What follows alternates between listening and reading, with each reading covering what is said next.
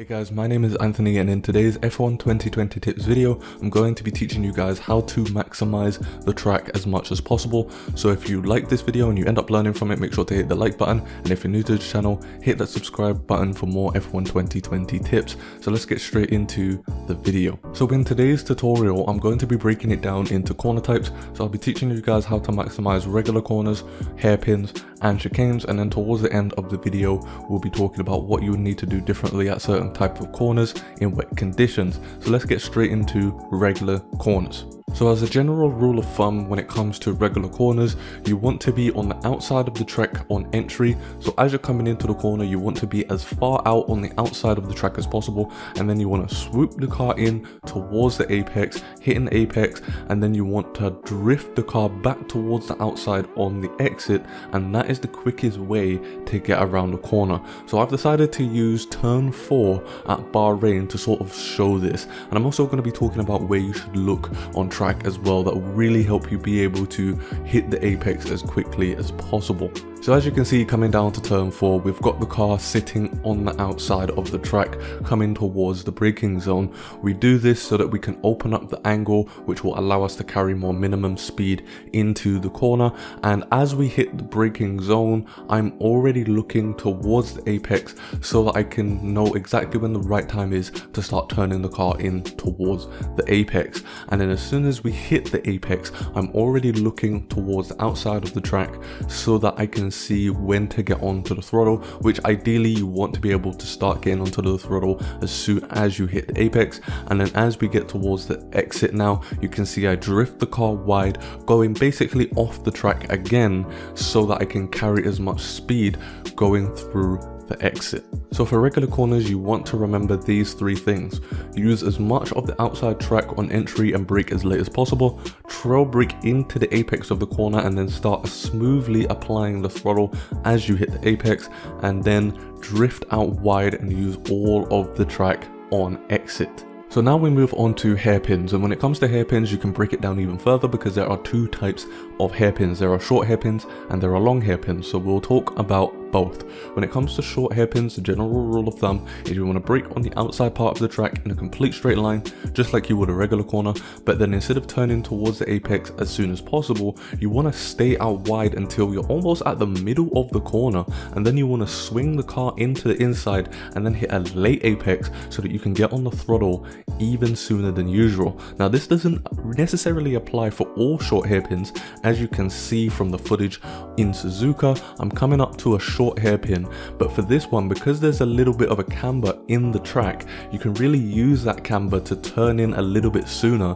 and that will allow the car to carry more speed. But usually for hairpins that don't have that sort of camber to it, you want to brake as late as possible, then keep the car wide, come back and hit a late apex so that you can get on the throttle as soon as possible. And then when it comes to longer hairpins, like the first one at Suzuka or even Luffield's at Silverstone, there's 2 different ways that you can approach this corner. You can either approach it like a short hairpin, or you can actually use the double apex approach, which is when you turn the car in sooner, hit a first early apex, then swing the car out, and then bring the car back in for a second late apex to be able to get onto the throttle quicker. So one thing to remember, guys, is that the F1 2020 game is just that. It is a game, it's not a simulation, so you want to take it as a game. So you're gonna have to go out there and really test the different ways that you can go through a longer hairpin and see which one's quicker for you. For example, turn 1 at Suzuka, it's a lot easier for me to take a double apex approach for that corner,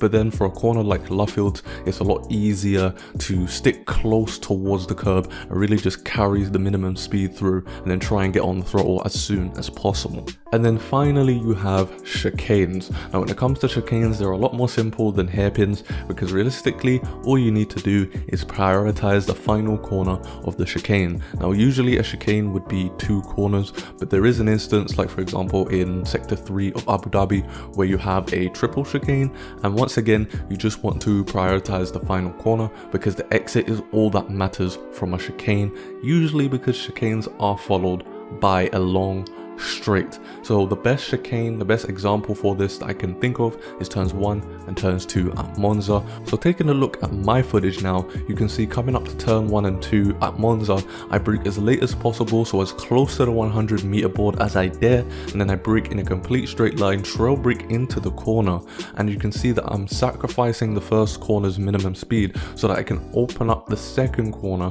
which allows me to get a better exit and carry more speed down the entire straight, because the next corner is flat out, so it might as well be a straight and I don't lose as much time, because if you don't open up that angle as much as possible, you can lose a lot of time on a straight. And then lastly, you have wet conditions. When it comes to wet conditions, you sort of want to take the same approach for every type of corner, except you don't want to use the curbs on the outside generally. Obviously F1 2020 is still a game, so there are some corners where you can still use the curbs to brake on even in wet conditions. One of the corners that really stand out for that is turn 3 at Austria. You can still use that curb to brake on, however I wouldn't necessarily recommend it, because again you're gonna have to brake even earlier to get the car slowed down, so it would be a lot better to just brake on the track but use as much of the actual tarmac as possible instead of coming off the track and using the curbs. And when it comes to chicanes in wet conditions,